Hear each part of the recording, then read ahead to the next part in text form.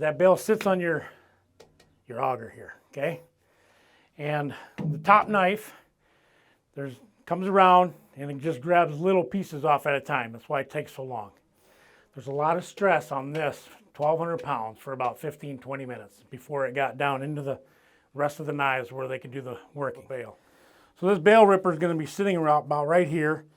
We designed a plate, specially designed a plate with special angles because this wasn't our first design that worked. So a special angle to come around, grab that bale efficiently, throw it down into the rest of your knives and save you a lot of time and a lot of money. So today we're going to take the top knife off, which is in a factory setting, and install the Bale Ripper, and we'll let the movie speak for itself. Okay, the first thing I'm going to do today is take the top cover off.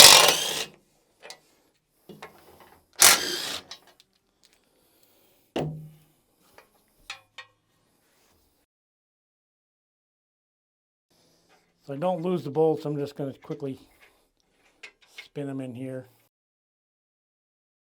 Okay, we're going to take the top knife off.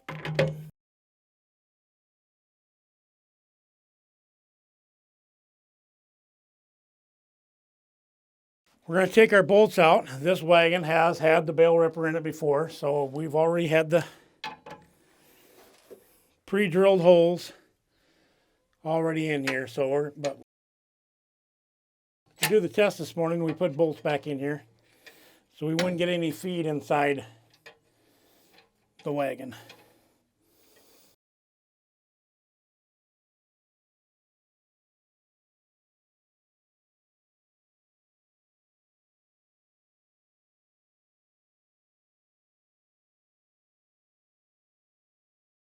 Okay, this is our specially designed piece that we're going to put right here where the top knife existed before.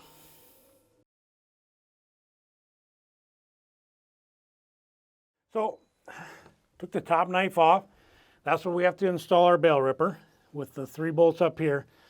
We also have to have you drill 4 half-inch holes into your tube so we can fasten this at the bottom also.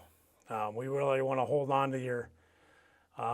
hold this onto this auger very well, and we require you to drill 4 half-inch holes, which we've already done because this machine had this system on here for about 9.5 months already. So we already got the holes drilled, so we're going to throw the half-inch bolt, 5/8 carriage up here, and half-inch bolts in there.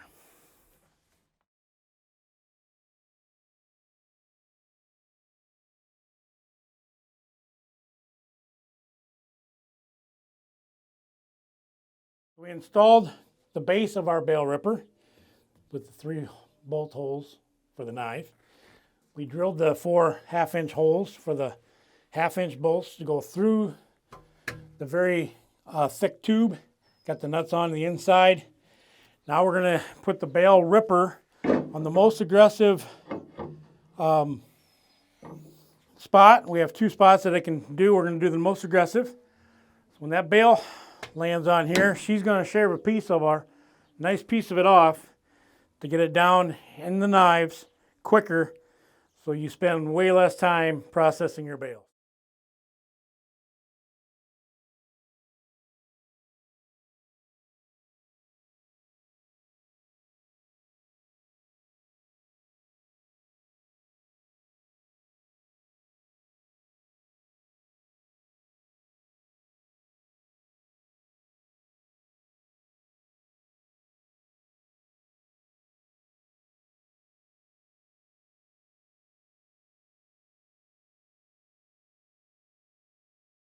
Okay, so we basically installed it.